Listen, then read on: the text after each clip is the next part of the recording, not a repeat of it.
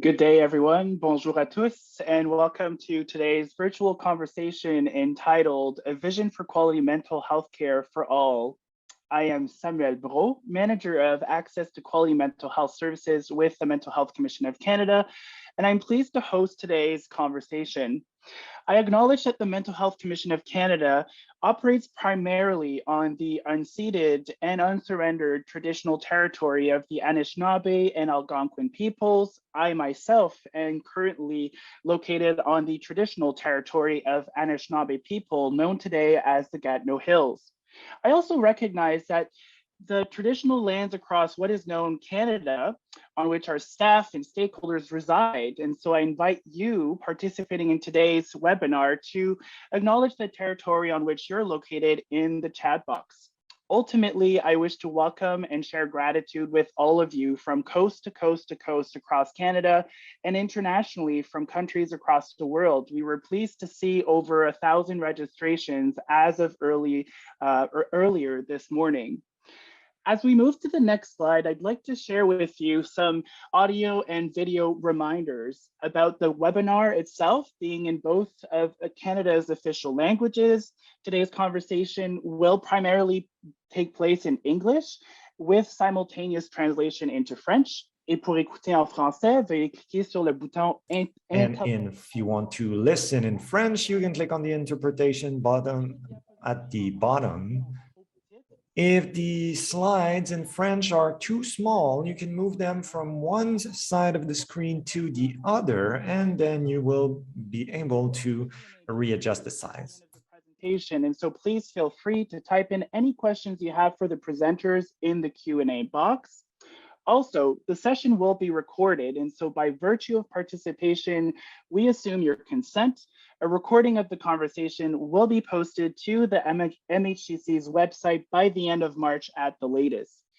Considering the topic of the presentation today, I invite you to take note of the distress line number for your region. We will put some additional information in the chat box. Please don't hesitate to reach out to your local distress center if you need support. And if you experience any technical difficulties, let us know. I'd be remiss if I didn't take a moment to thank and share gratitude with our esteemed team of colleagues and partners. Nothing that we do at the Mental Health Commission of Canada is haphazard. Our team has carefully curated and prepared today's conversation.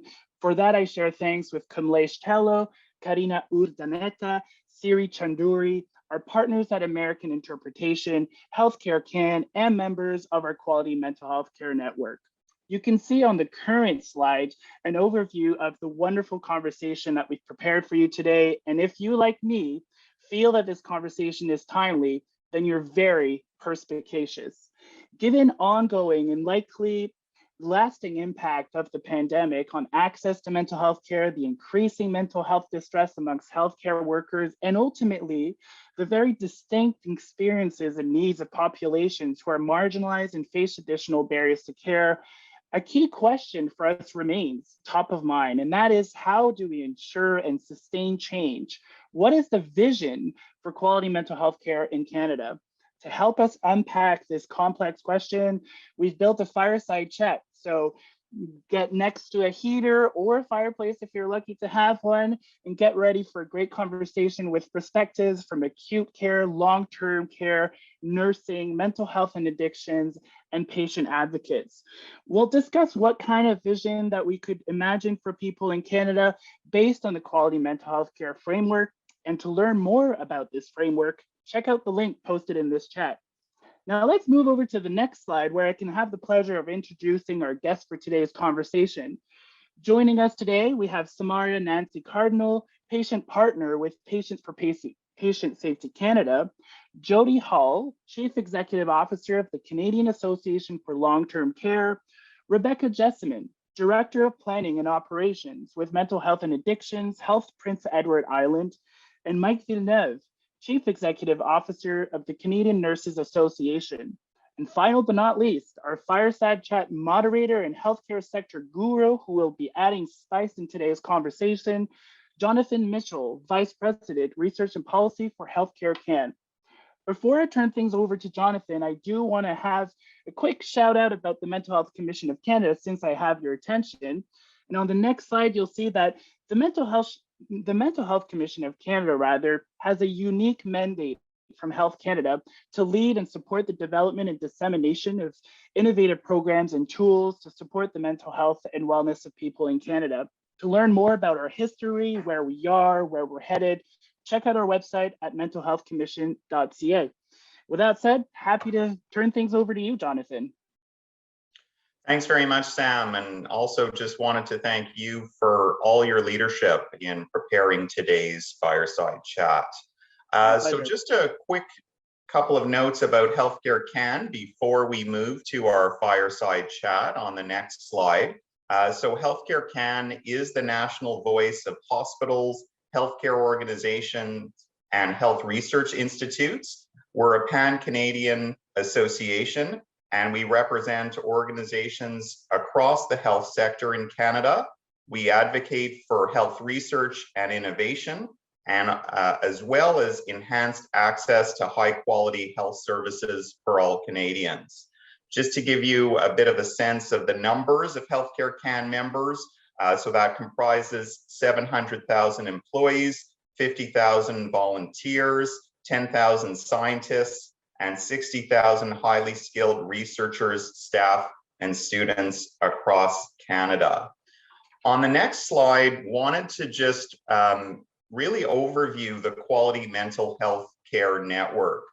So this is co-led by HealthCareCAN and the Mental Health Commission of Canada, and the network was established in 2019.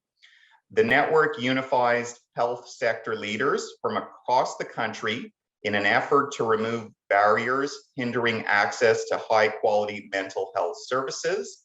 The network helps to improve access to quality mental health care, including reducing stigma, supporting recovery-oriented practices, and promoting the psychological health and safety of healthcare workers. And now on to our conversation. So really wanted to extend my thanks to Mike, Jodi, Samaria, and Rebecca for joining us today for this conversation. So I'll ask them to, we'll bring them up on the screen and we'll get going with what we're all here for, which is that fireside conversation.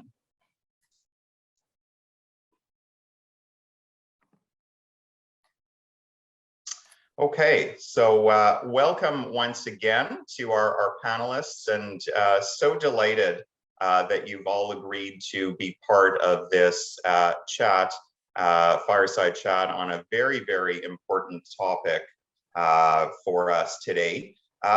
Let's start broad and help us better understand the current state of mental health care in Canada from the unique perspective that you each bring to this discussion today. How is mental health care delivery today? How does it appear from your perspective? And I have sort of a part two of that question, Mike, Jodi, Samaria, and Rebecca. If you have particular comments in your view, how is access to mental health care in Canada today? Mike, can I start with you? Oh, right under the bus, right off the top, eh, Jonathan? There we go. Okay. I'll share a couple of perspectives, and I know my colleagues are even closer to it than I am. I guess watching both healthcare and society, I have a couple of general comments. First, in my 63 years as of yesterday, I don't think I've ever seen any situation where we had such massive grief, loss, fatigue, anger, people fighting about, who believes in the vaccine and so on, like just rancor across society. And we've seen it play out at an alarming level among healthcare workers. And I think part of what maybe we haven't given enough, not credit, but enough thought to, is that while those people working in healthcare who were already feeling pretty stressed and burned out before the pandemic, now we've added 2 years onto that onto their mental load. And where I was going with that, Jonathan, is they also walk out the door and still have to face the bug like everybody else. It can still kill them. So it's not just the threat in the workplace, it's what do you do when you walk outside the door. So I think we're pretty concerned as nurses about the alarming levels of mental distress and how will we be able to meet that with the services that we have. The good side is, and this is no small thanks in part to the Mental Health Commission and partners, people have been talking about this for years now. Like if this pandemic had happened 15 years ago, we weren't talking about stigma, and now famous people talk very openly. I took a leave because I had mental distress, or I'm feeling depressed, or substance use and so on. There's a lot of stigma, I get it, but people are talking about it a lot. So I would say that's a good thing. The tough thing is going to be access to that care in a way that people can afford. And I'll stop and pass the torch. Okay, some very important points there, Mike. Thank you. Jodi, would you have some comments next? Yeah, thank you, Jonathan, and thank you for the invitation to be part of the discussion today.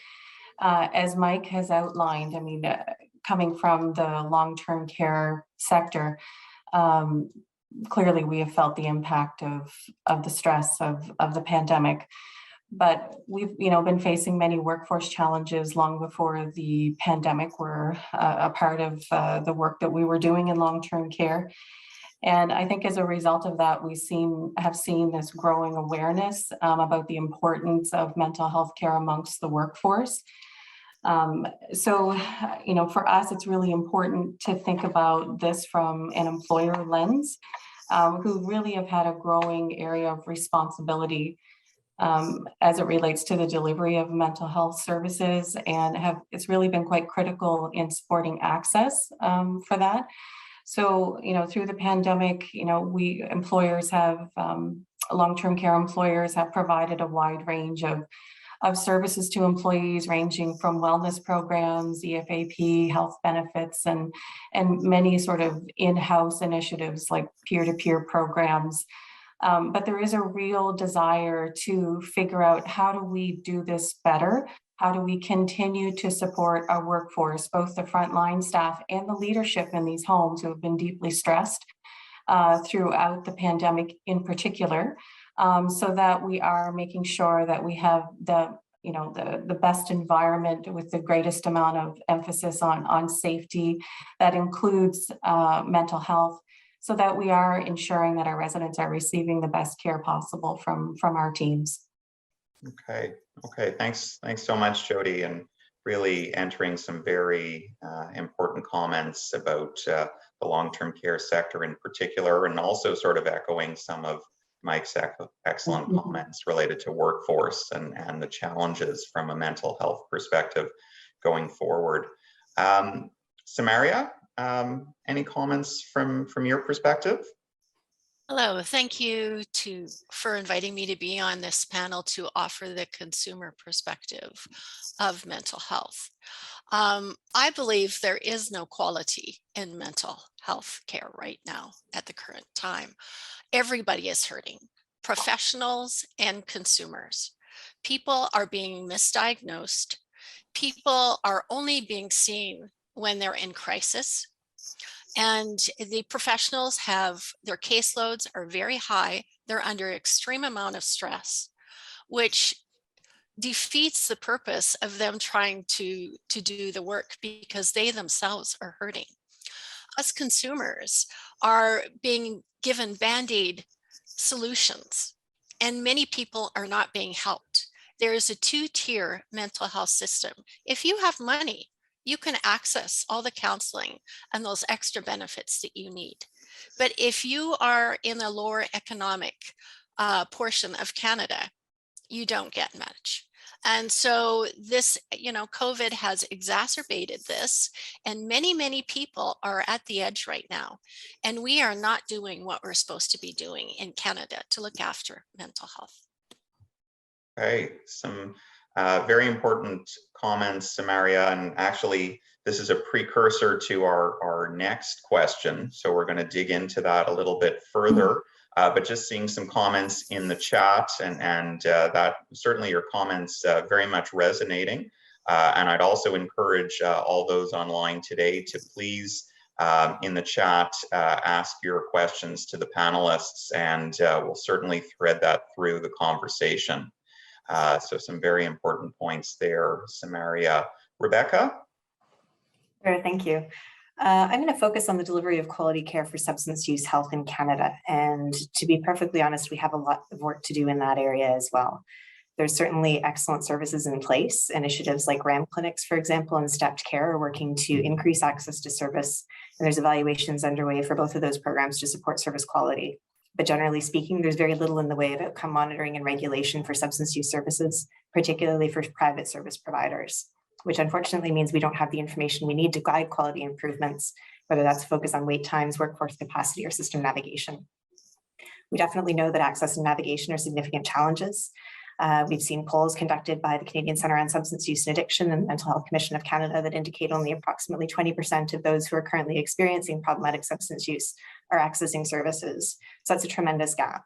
Reported barriers include uncertainty about how to find those services, things like wait times, cost, as Samaria noted, is important, and confidence in the system. And that extends to service providers. Family physicians often don't have the training and the information that they need for effective screening and referrals. And those with access to employee assistance programs may be able to access privately offered virtual counseling or app-based programs, but coverage for more intensive care is quite limited, and again faces the challenge of limited accountability. It's important to note that all of these challenges predate COVID, and COVID has certainly only exacerbated those challenges, as has previously been noted. We know the majority of the substance use workforce is unregulated, and a recent study by the Canadian Health Workforce Network indicated that unregulated mental health and substance use providers were most likely to report decreasing services offered during COVID. Again, coming back to the importance of really getting behind and supporting the workforce. And I'll really just close by highlighting how important it is to recognize the role that stigma plays as a barrier to access substance use services and to making improvements in service quality. People are increasingly accepting mental illness as a health condition, but many still see substance use disorders as the result of chosen behavior, or they don't believe that recovery is possible. And unfortunately, that extends to service providers as well. And we know that people aren't going to access care if they're afraid of losing their job, afraid of being alienated by their family, or being judged by healthcare providers. So I'll close there and hope to get a bit more optimistic in the next question. Thank you.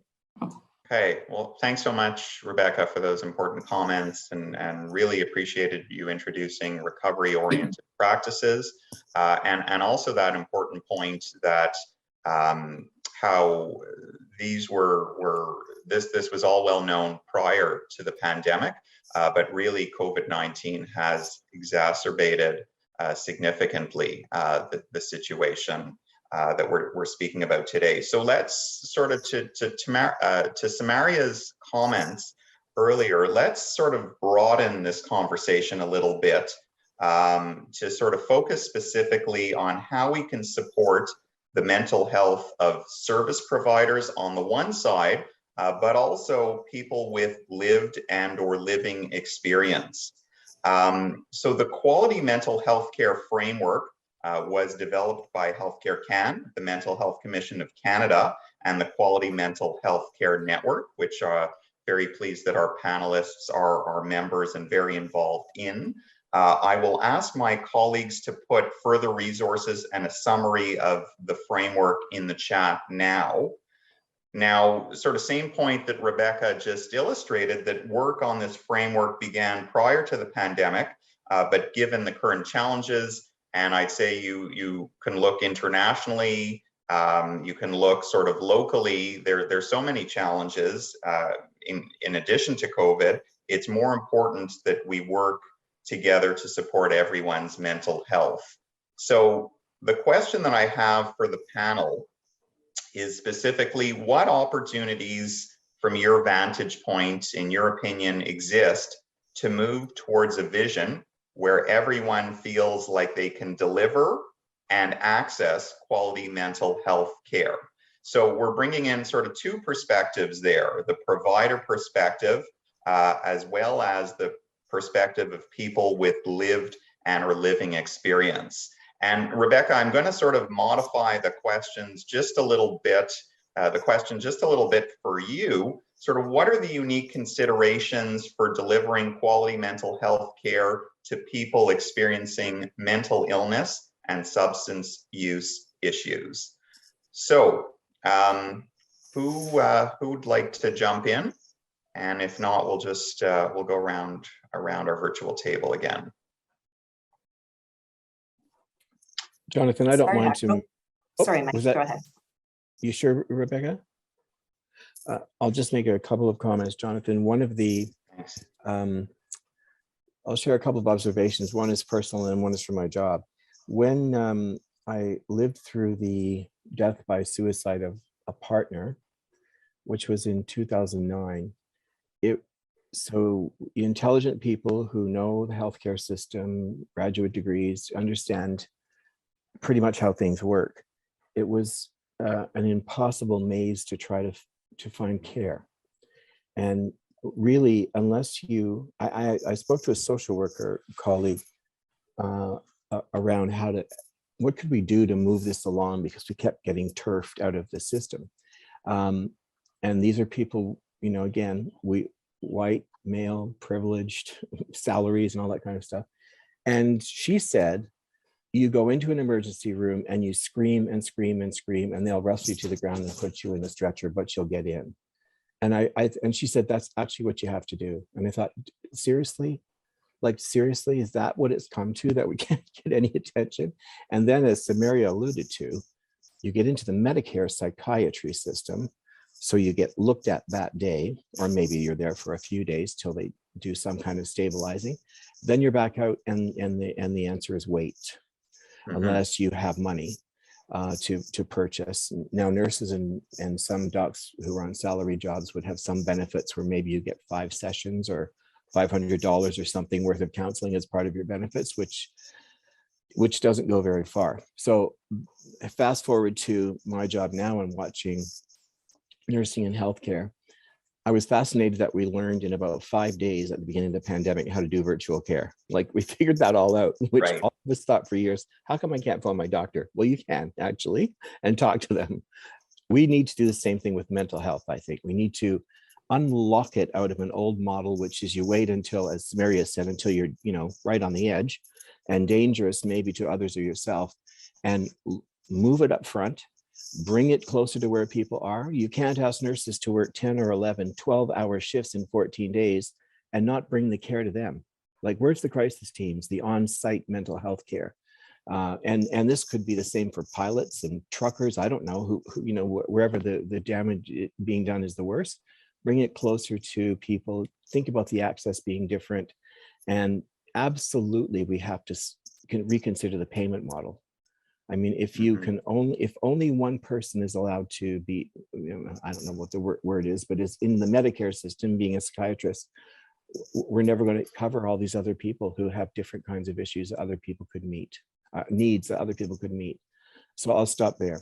Yeah, no, thanks very much, Mike. And, you know, introducing that the whole equity piece, virtual care too, and specifically what have been sort of the successes from mental health care, but I think also much challenges and opportunities. And maybe that's sort of a question, if we have a little bit of time later, we could sort of dig in from a mental health perspective about what are some of those opportunities. Rebecca, you were starting as well, so over to you. Sure, thanks.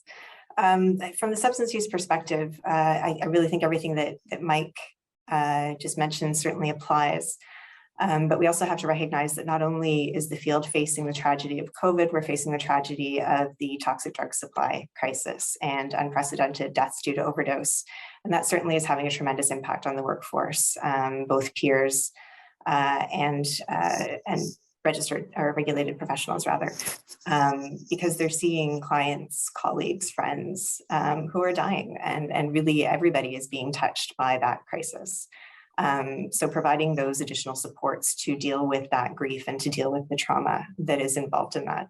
Also to make sure that they have basic supports. I mean, at the beginning of COVID, we saw services that shut down because they weren't recognized rather as equivalent, if you will, to the other healthcare services and provided with PPE and safe operating procedures accordingly. So the issue of parity really comes up again and again when we're talking about substance use, and the importance of recognizing the value of substance use professionals in the healthcare system, recognizing the contribution that peers make in a meaningful way, will really go very far in improving access to services for substance use. And at the bottom of that is, again, we have to come back to stigma, and the stigma that not only individuals who use substances face, but also many of the care providers in the substance use field face as well. That stigma has often led to reduced access to funding. Fortunately, we are seeing more attention and dialogue in the field, both at federal and provincial levels. We've seen the federal creation of a new Minister of Mental Health and Addictions. That really is a positive direction. We're seeing investments at the provincial level, here in PEI, for example, Community First Mental Health and Addictions Redevelopment Plan that's really shifting the focus back to the community. We're seeing similar in Manitoba with their newly announced Mental Health and Community Wellness Roadmap. So, we are seeing greater attention. The final opportunity that I'll note, particular to folks who are both impacted by mental health and substance use, is increasing recognition of the importance of collaboration. And not just collaboration between mental health and substance use, but with also primary care, with social services, with housing, recognizing that there's a complex set of needs that clients often bring, and making sure that the clients are able to access those services, and making sure that the service providers are equipped with the information about the services available that they need in order to make effective referrals. Okay, thanks so much, Rebecca. I couldn't really agree more with your comments. In fact, just seeing sort of some comments in the chat as well that some people wanted to explore some of the comments from the panel in further detail. So wanted to indicate that a recording will be sent to all participants next month. So not to worry there. And Mike, also seeing some very nice comments, and thank you for engaging all of you in the chat, and again, heartfelt thanks for sharing those personal experiences. Really, I so appreciate that. Samaria, Jodi, which of you would like to jump in next? I can jump in, Samaria, if that's okay. Sure. Thanks, Jodi. Yeah. Okay, so just to kind of further reflect on the role of the employer, and I absolutely see that as a connector between those accessing in need of the services and those who are delivering the mental health services. And we've recently, the Canadian Association for Long-Term Care recently conducted a survey with long-term care employers in particular to ask about the types of services and their experiences with mental health programming in their homes. And, there was some really interesting comments for sure. There is deep commitment to try and provide as much as they can. But, over and over, we saw one of the significant kind of barriers that from the employer lens that they face is sort of the cost of providing those programs. And I guess that builds off of the point that Rebecca made earlier about sometimes these programs, they can go so far. But often when more in-depth services is needed, that can be a real challenge. So, and I had noted someone in the chat had made reference to Wellness Together Canada. So I think we're at a really interesting point of time where there is sort of the societal awakening to broader acceptance of mental health, and a reduction sort of overall about accessing those services. But we certainly did note within the mental health survey itself that many employers still noted that they felt that there was the real challenge with stigma still being very present in the workplace. And sometimes those can be fairly complex to address. So, looking at the framework that has been produced. I think it provides an interesting perspective for employers to kind of step back and see, all of this investment that we're making. There's a limited fund to do that. They're often using third-party providers and outside organizations to offer those services. Can this framework sort of help us sort of step back, reassess, and reconsider where the biggest impact can be, but where do we invest to have the most impact with the limited dollars that are out there? Yeah, thanks very much, Jodi. And we're actually going to dig into the framework and the dimensions in just a moment. So thanks for sort of that connection.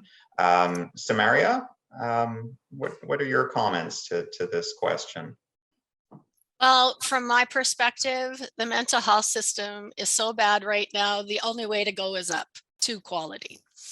And so therefore, I believe health professionals and consumers need to work together in partnership to create a system that benefits all of us. And a lot of people are worried about the amount of money that it's going to cost to provide a really good, culturally based, wonderful healthcare system in Canada. Well, from my perspective, I think it's an investment in all of us. And when we walk our lives with good mental health, we become greater for the economy. We become better employees. Our lives are so much happier, and happier people that are balanced and live in wellness create a better society. So for myself and my perspective, it doesn't matter how much money it's going to take, because overall, Canada and its people will benefit immensely. Okay, thanks very much, Samaria, and seeing a lot of excellent comments and agreement in the chat. Maybe we'll start, we'll move into our next question, Samaria, but I think it's very connected to your comments. So I'll ask you to start that next question. And really, as Jodi alluded to, the next question is to sort of go a little bit deeper into the quality mental health care framework. So it includes 10 dimensions to improve the quality of mental health care. And this applies to both people with lived and or living experience, as well as healthcare providers. So my question to the panel is, which dimensions from the framework resonate most with you to help organizations in delivering quality mental health care and services? And then sort of the key aspect there would be sort of for people with lived and or living experience, Samaria, to your point, that quality would be the goal, quality mental health care services. Samaria, what's your sense there, and of what resonates most in the framework?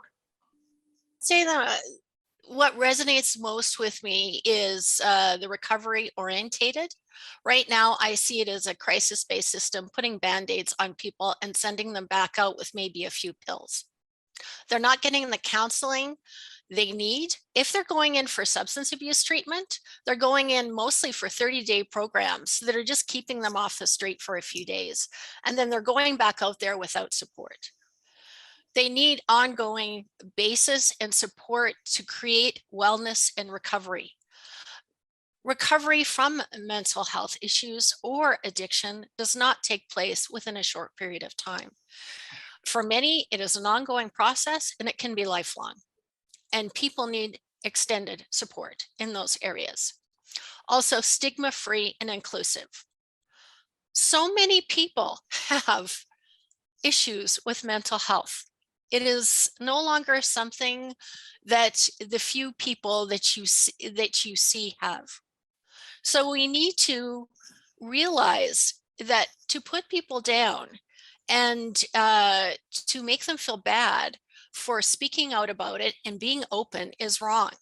I have personally gone into an emergency department and I had, my heart was beating very off. And I walked in there and the doctor pulled my file. And the first thing he said to me, "Are you taking your medication?" And he wasn't referring to anything but mental health. And I said, that has nothing to do with my presenting issues right now. So I was receiving stigma in emergency department that I walked out of because I couldn't believe it. So the stigma also has to end from all ends. It needs to be people-centered. People need to drive the mental health care system. We are the consumers. We are the people that work in it. We know what needs to be done and what we need to achieve wellness. And we don't need to be separated into little categories. We need to have a holistic, integrated healthcare system because mental health affects physical health. Substance use is part of mental health and physical health. It's all together. Separating them all and giving them professionals that don't speak to each other, that don't understand each other is not working. So we need to look at those things, and those are the parts of the framework that really resonate with me. Okay, thanks very much, Samaria. I'm seeing a lot of excellent comments in the chat, and I think that takeaway that mental health is equally as important as physical health, and how in Canada our system needs to be sort of supported and modernized for that view. A lot of links there, Rebecca, to some of your previous comments. Could I ask you to build on Samaria's comments? If I can find the unmute button, sure. Yeah, and I think what really struck me, certainly everything that Samaria just noted, and the dimensions of the framework are so interconnected. It's hard to pick a few that stand alone because they really don't. In order for providers to deliver person-centered care that follows best practice, we need to provide them with opportunities for continuous learning and improvement. We need to ensure that both clients and providers are feeling safe in order to build the trust that's needed to share personal needs and goals that support recovery. And certainly, accessible, integrated, stigma-free, inclusive, trauma-informed, and safe really highlight many of the barriers that are preventing people from accessing substance use services right now. So by really focusing on those components of the framework and looking at what they mean operationally, how do we actually translate those principles to practice on the ground in order to change the way that we make services available and deliver them is, I think, going to be tremendously helpful to the field. Okay, thanks very much, Rebecca. Well said. Jodi? I mean, I certainly agree with Rebecca that all of these are important. Going back to the survey of long-term care homes that we've done, one that definitely stood out was, the repeated comment about concerns around stigma in accessing mental health supports. I think that really speaks to some of these other areas as well about, making sure that the organizational culture feels safe for mental health needs to be expressed and accessed without kind of fear or any kind of concerns in that way. And I think it overall has to be driven through, the continuous learning and improvement. I think in order to create the change that we're all talking about, it has to remain top of mind and not sort of be deprioritized as we move past the pandemic into the next phase. So really, it's hard to separate them, but I think from the perspective I'm coming from, starting with the stigma and organizational culture would be a great place to begin. Okay, excellent, Jodi. Thank you. Mike? Thanks, Jonathan and everybody. I won't repeat what others have said because I think we agree with it all, but I would be remiss, Jonathan, and I'm sure you know where I'm going, if we didn't talk about the work-life environment. And the standard or the descriptor says it's a healthy workplace environment supports provider wellness sometimes and promotes psychological safety. So I want to just put a couple of issues on the table because I'm still upset about this after talking about it for 20 years, and now we've made it worse. So with the burden that we placed on the shoulders of nurses, mostly women, and other doctors and other health professionals during the pandemic has really taken a toll on their mental health. And you all know they're dealing with shortages and excessive workloads, endless amounts of human suffering, and concerns now about their safety. One way that I don't want to sound overly dramatic, but I think it's true. One way that you actually torture people is to not let them rest, right? Deny them sleep and rest, and keep them constantly awake and alert, and let their stress levels build up. I've heard, so we don't give them breaks. Can't have vacation, can't go away, can't have day off. You come into work a 12-hour, maybe you're going to work 20 or 18 or whatever, and you don't get to know until the last minute. So keep them on edge, a lot of stress. I've heard some folks say, well, critical care nurses see a lot of deaths anyway. And having worked in intensive care, I would say, yeah, but not every one of them. Most of them leave, right? So now they've had week after week, after month of lots and lots of deaths, and really unhappy, difficult deaths. And now the yelling, the threats, outside of work. So this relentless compounding stress, I mean, I guess paradoxically, in healthcare, against the people providing the healthcare, is just taking an enormous toll. I looked up a study from CAMH so I could comment on this. Long-term stress increases risk of mental health problems such as anxiety, depression, substance use problems, sleep problems, pain, body complaints, and increases the risk of medical problems such as headaches, GI problems, a weakened immune system, difficulty conceiving, high blood pressure, cardiovascular disease, and stroke. And that's exactly what we've put these people through for 2 years after they started into it with poor mental health, high suicidal ideation. So I'm really concerned about this particular element of the 10. Of course, it has to be safe and all those other pieces.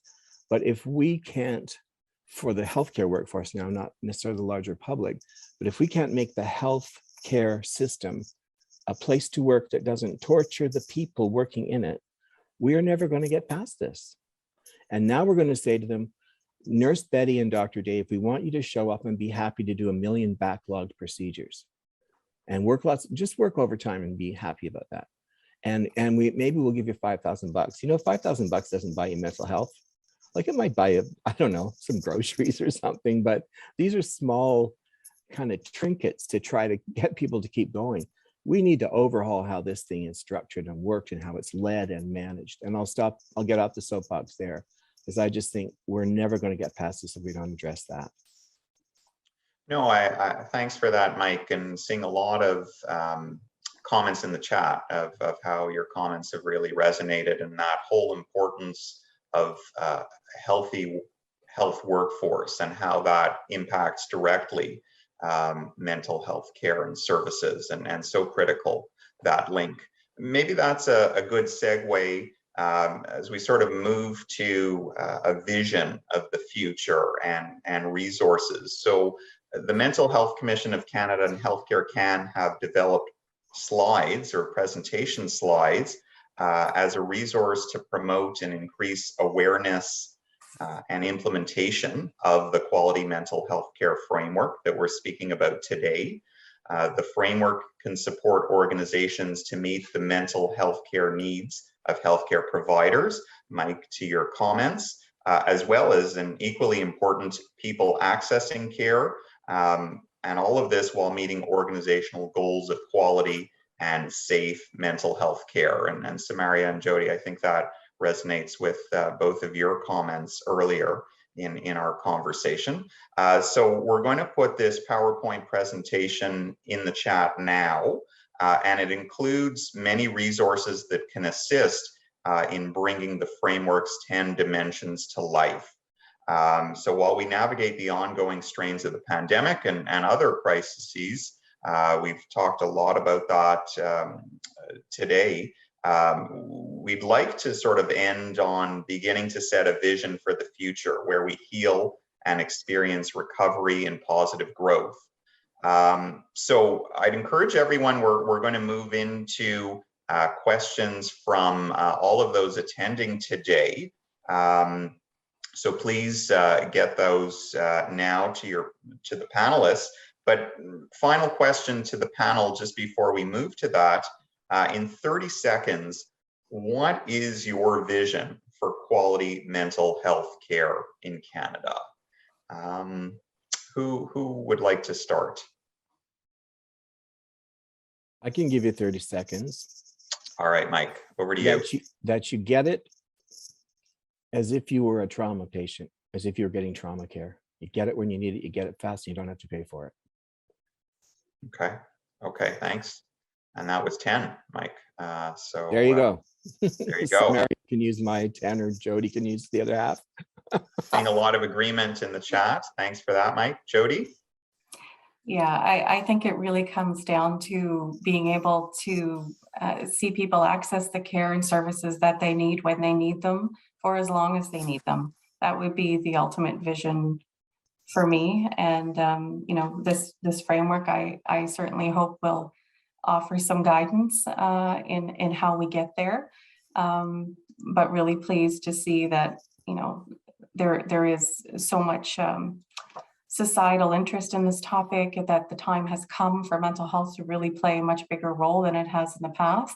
And hopefully with that will come the level of investment and care and attention that we're all talking about today. Okay, thanks very much, Jodi. Rebecca? Sure. I think I would love to see a system where, regardless of the substance use and mental health that I bring to any door in the healthcare system, I'm met by somebody who has the training, the competency, the tools, and the resources to address my needs, to help me navigate the system, and that the system is there with a collaborative and integrated approach that is free of stigma and diversity, and that is also ensuring quality of services through data collection and outcome monitoring, so that as a policy or decision maker, I can make sure that my investments are meeting the needs of the population. Okay, thanks very much, Rebecca. Samaria? I would like us to see a system where racism, discrimination, and stigma are no longer components, and where people can get the help they need when they need it. And we start respecting our healthcare professionals so that they aren't coming to us and trying to help us when they are sick also. We all need to be healthy, the whole system. Okay, well said. Well said. Really, to all of you. So we'll move now to, we've received lots of comments and questions in the chat and in the Q&A function. So we'll try and go through those and get as many answered as we can today. Also to note that we'll put contact information in the chat at the end, and a recording will be made available to everyone that participated today, as well as that'll be posted on websites. We'll get to that in a moment with those details. But maybe to start off, one question that I received via social media, if we could dig a little bit deeper into proposed solutions to improve the quality of mental health care and services in Canada. And sort of the question there was, short term, so over the next year, what in each of your vantage points or from each of your perspectives would you say is most important to do? Jonathan, I'll try to be short again. Pay for it. Pay for it. The federal government could decide today to give tax credits tomorrow. Say we're gonna cover it for you.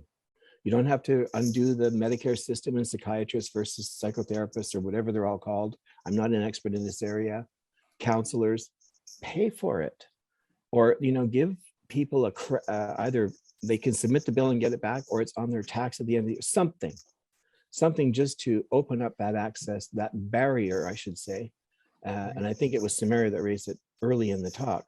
That keeps people out unless they have the privilege of a credit card. So just pay for it. And you could do that tomorrow. Yeah, well, excellent. Jodi? Yeah, well, you know, and again, I'll make reference to that recent survey that we've done with employers. I thought it was really interesting. One of there was a few comments made about they feel employees themselves may have deprioritized their own self-care simply because, you know, they've given so much through this pandemic to the residents and to their own loved ones.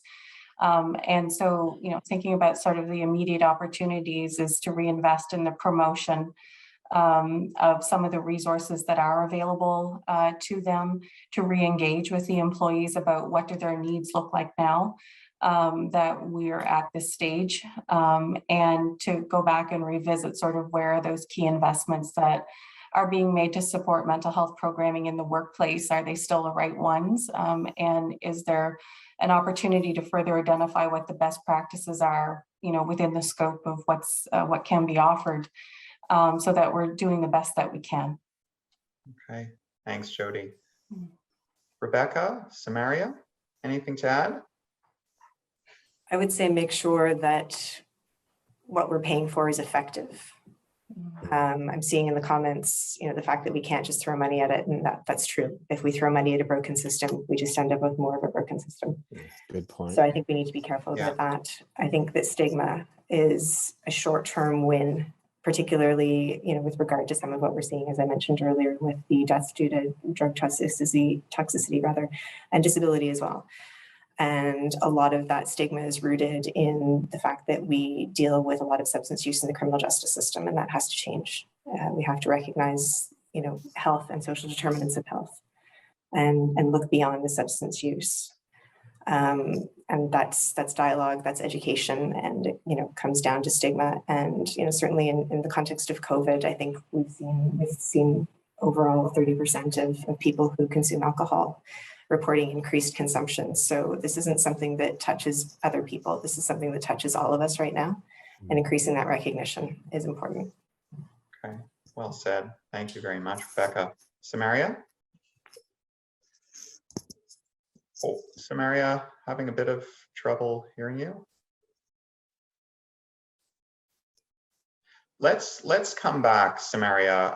I'm going to sort of introduce the next question, and then we'll come back to you on that question as well, because just having a little trouble with your audio coming through.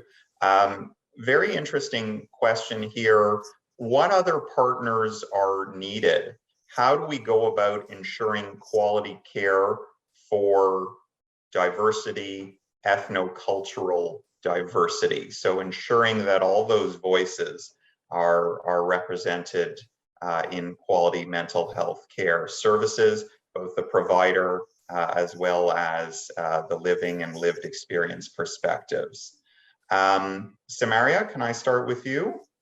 Is my audio okay now? Yeah, perfect. Thank you. Okay. With regards to that, I think, especially with Indigenous concerns, we need to start hiring more Indigenous mental health professionals. People can take all the cultural training they want, but they do not truly understand another culture. And there is so much stigma and racism out there with regards to Indigenous people in the mental health care system that I believe we need more Indigenous professionals. And to me, that is really important. I believe that when somebody comes for mental health treatment, they should be able to access somebody that understands them. Whatever culture they're from in Canada. We try to be sensitive, we try to be humble, but we truly do not understand where another person from another culture is coming from. So I think that is really, really important. Okay, thank you. Anyone else? Yeah, I'll Mike. just share with the group so people know a little bit about what nurses are doing.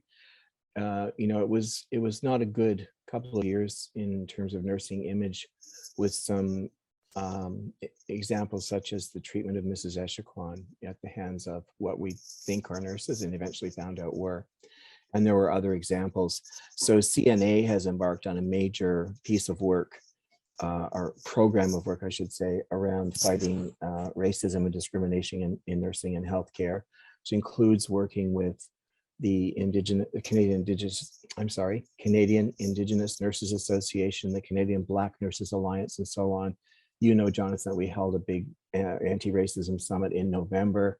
And now one of the challenges we have, it sort of relates to what Samaria said, is we actually don't know how many people there are of what different background working where, because we don't ask. And when you register, like I do every year, that's not a question that's asked.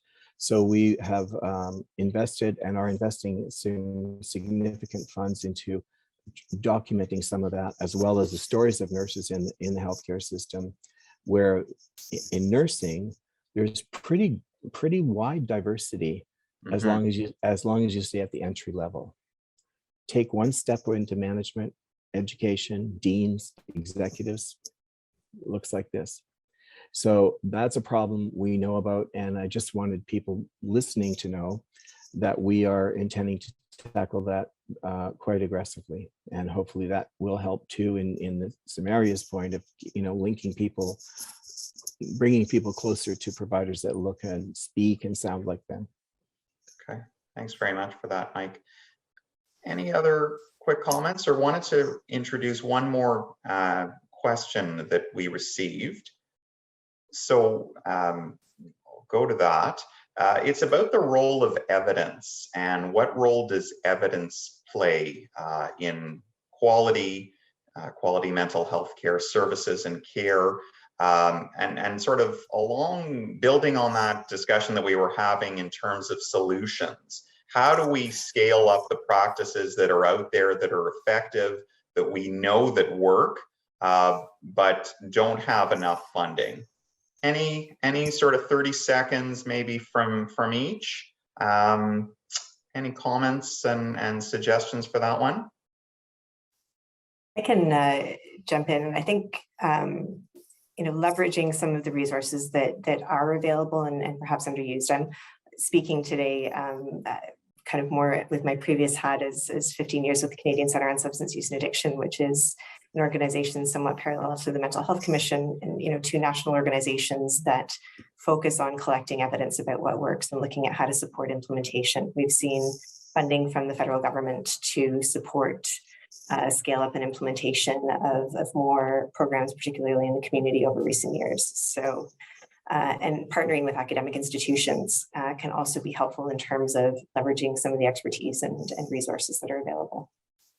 Okay, thanks. Rebecca, anyone else?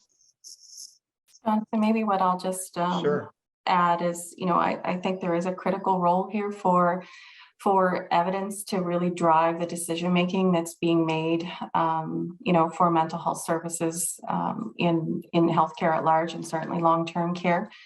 You know, I think long-term care employers, they've obviously been making some pretty significant investments into mental health programming, but not always, you know, with the knowledge of what is the best practice, where do we get the biggest impact for the dollars that we are investing.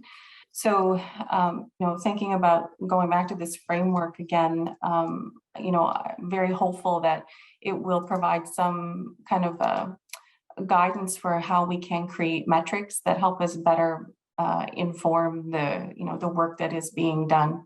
And I think that goes back to Rebecca's great comment earlier about, you know, you can't just fix it with money. You have to really understand what works and what the best practice is. And that's, I think, a really important focus that we need to take next. Okay, thanks, Jodi.